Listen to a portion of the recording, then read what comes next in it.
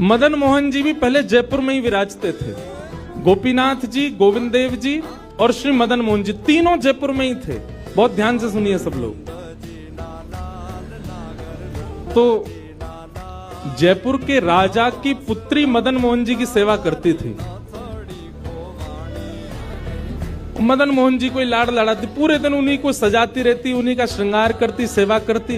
राजा स्वयं गोविंद देव जी की सेवा करते और उनकी जो पत्नी थी वो गोपीनाथ जी, मतलब पूरा परिवार ही तीनों ठाकुर की सेवा करते थे। अलग अलग भवन में, अलग अलग महलों में ठाकुर जी विराजते थे। तो राजा की पुत्री का विवाह हुआ करौली राजस्थान में, जहां मदन मोहन जी अभी विराजते हैं।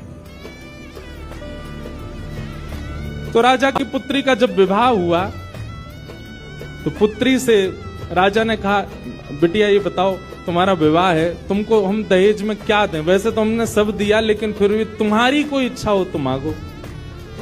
उसने कहा, पिताजी मुझे सबसे ज्यादा प्रेम श्री मदन मोहन जी से है। आप माता जी और पूरा परिवार गोविंद देव जी, गोपीनाथ जी की सेवा किया करो। मदन मोहन जी को मैं ले जाऊं अपने साथ, अपने ससुराल में इनकी सेवा करूंगी।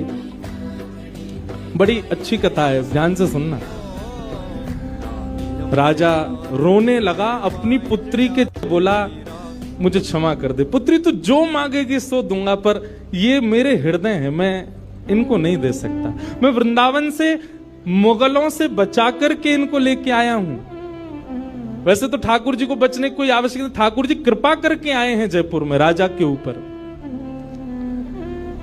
पर इनको देख करके मेरे प्राण बचते हैं।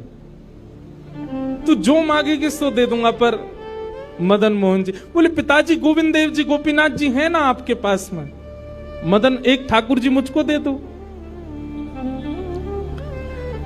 यहां राजा की जिद हो गई, नहीं दूंगा। पुत्री की जिद हो गई कि मुझे तो चाहिए, नहीं तो मैं विदाई नहीं होंगी।